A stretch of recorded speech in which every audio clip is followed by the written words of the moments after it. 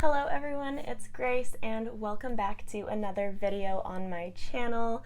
Today, the video that I'm going to be doing is the first episode of my 5-star predictions of actually reading them and seeing whether I was successful. So the first episode right now is going to surround Fireborne by Rosaria Munda, the first book in the Aurelian Cycle. So I am still playing around with how I'm going to structure these videos.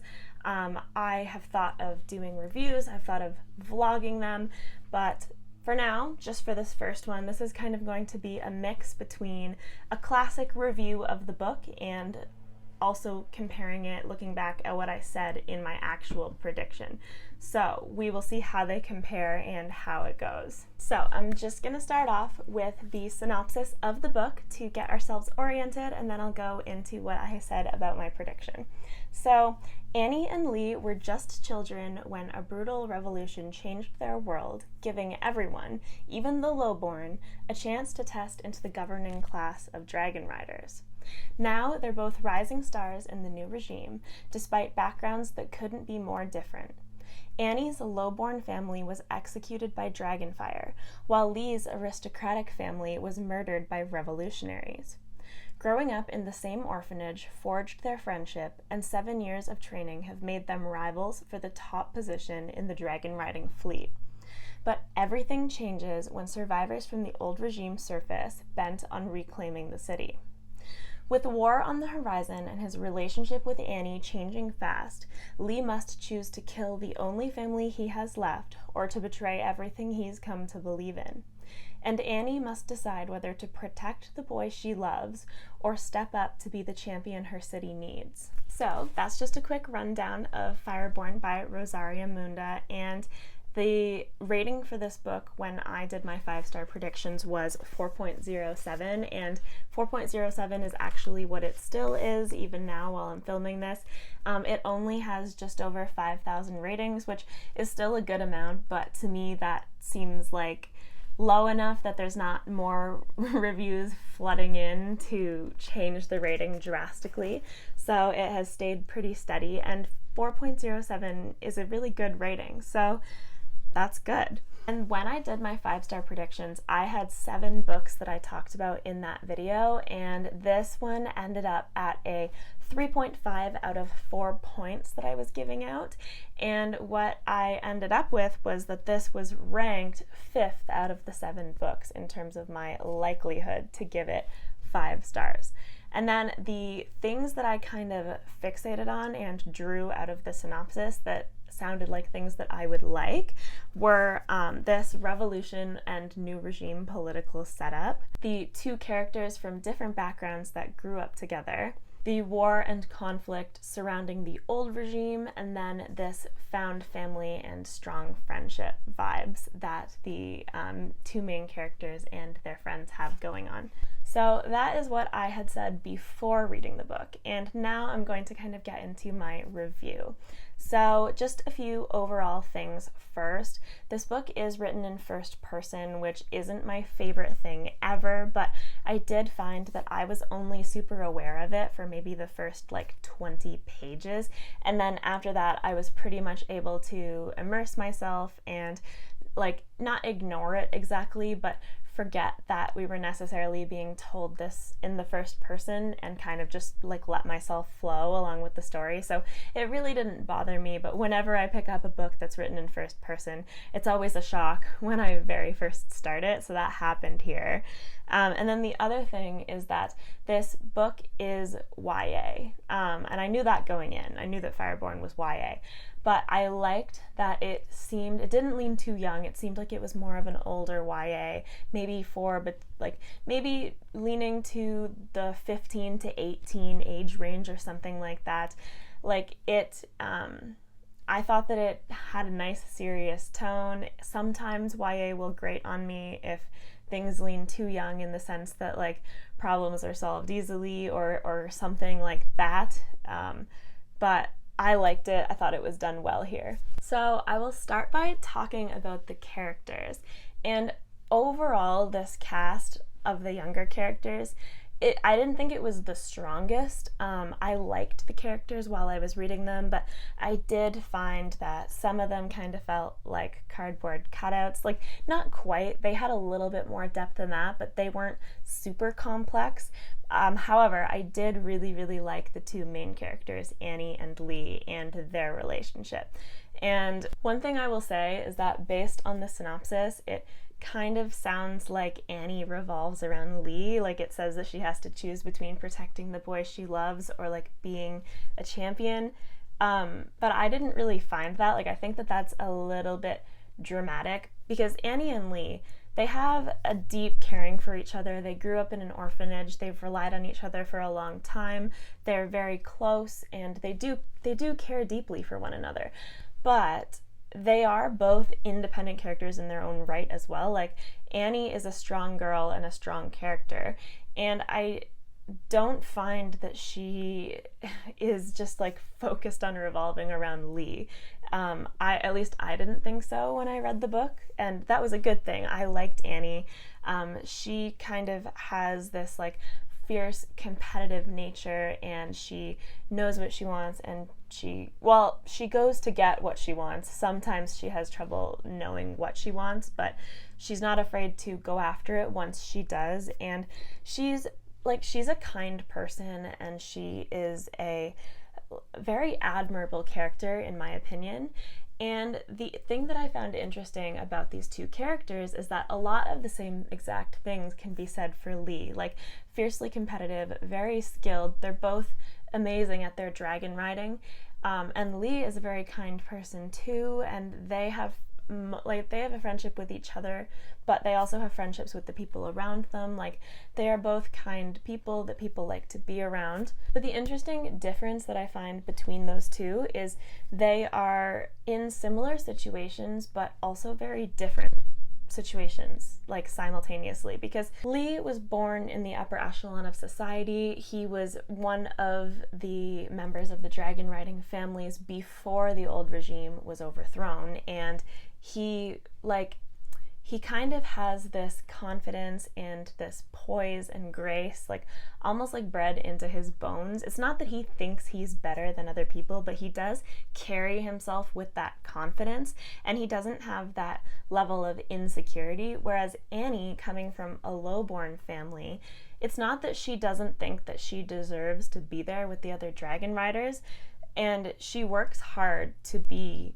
like amazing at what she does, but her and Lee look at things very differently. Like, she kind of knows that there are remnants of the old views and that people view her differently. She doesn't carry herself with that same confidence. She fights for her place, which I find really interesting for the both of them, especially since they're such close friends and they think very highly of each other.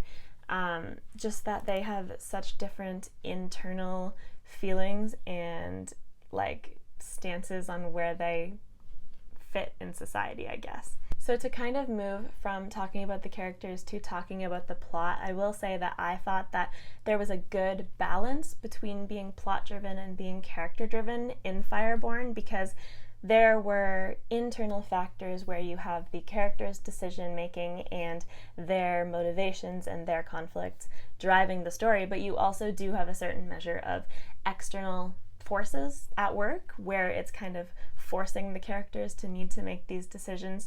And I thought that it was a good balance. Like, I personally really liked it. I liked that our characters needed to make some tough choices. They needed to kind of decide on their values and have like moral integrity, and we got to kind of know who they are as characters because of these like views that they need to decide where they stand. And that also ties into how interesting the political setup and the political intrigue in this book is. I really liked that as well. And then another thing that I liked about the plot, well, it's sort of the plot, but I liked how involved the dragons were. The dragons, I guess, can also be considered characters, because I thought it was really interesting how like Annie and Lee and all the other dragon riders bond with their dragons and the feelings that exist there. I was super happy with how big of a role the dragons actually played in this book. I was afraid that we were going to see them off screen or whatever. Like, we weren't actually going to get a feel for what these dragons are like and what this society is kind of based on. And that's one reason why I liked it, because the old system was so based on dragon riders being the upper echelon of society, and now it still is. It's just that anybody can be a dragon rider. The other thing that I really liked about the plot is that I was really satisfied with the conclusion. I liked how different plot threads came together here, and this book almost felt like a prelude of what's to come. Like, it had its own story, and we discovered the characters, we discovered the political system, and we tied together some things that have been kind of festering in this world for a while after the revolution, and now we are ready to take the next steps into this story that's opening up. So I thought that the conclusion was very satisfying, and overall I liked the plot. In terms of pacing, I would say that the pacing was pretty like medium. It wasn't slow, but it wasn't super fast either. I found it easy to be pulled along through the book, and this kind of ties into the satisfying conclusion as well. Like, I thought that the speed at which characters and plot threads were introduced worked for me. I read the book pretty fast, and it just flowed well all the way until that conclusion.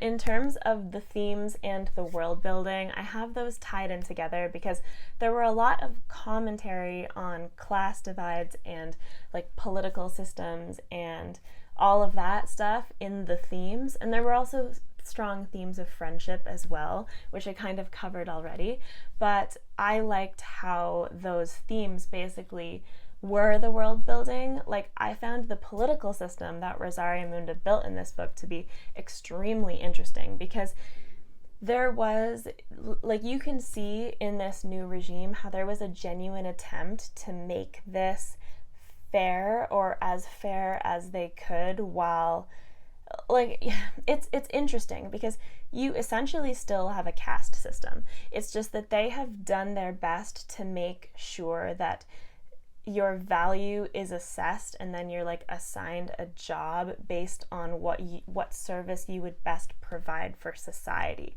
So it's not as though you're just born into like peasantry and poverty and you stay there. Like, you have the opportunity to test into any of these classes, but that brings up some more interesting discussion about whether you have more value if you're smarter. Like, physical laborers don't inherently lack value. So, like, the thing that I found interesting is that you can genuinely see that there was an attempt to make this better and make it an improvement on the old system, and it still is an improvement on the old system, but like, they don't shy away from how there are still problems here and things that need to be addressed. So I found all of that so interesting, and I liked how our characters were involved in it too. Like, it was part of their personal growth to have to kind of critically reflect on the system that they're a part of, based on like who they were in the old regime versus who they are now, and weighing like whether this is actually a better system. It's certainly better than what we had before, but is it actually good? And like, what can we do, and what do we support? Like, I liked that the characters had to face those challenges. So I think that was my favorite part of the book, honestly. I really liked all of the commentary on the politics, and I'm looking forward to seeing how that like continues to grow and change in Flamefall, the second book, because I really liked what she did with it already in Fireborne. So I think that for the most part, that's all that I have to say about Fireborne. Like I said, I am super excited to get to Flamefall, and the moment that you've all been waiting for. I did give Fireborne 5 stars. So if you follow me on Goodreads, you, I guess, would know that already, because I did rate it when I finished it.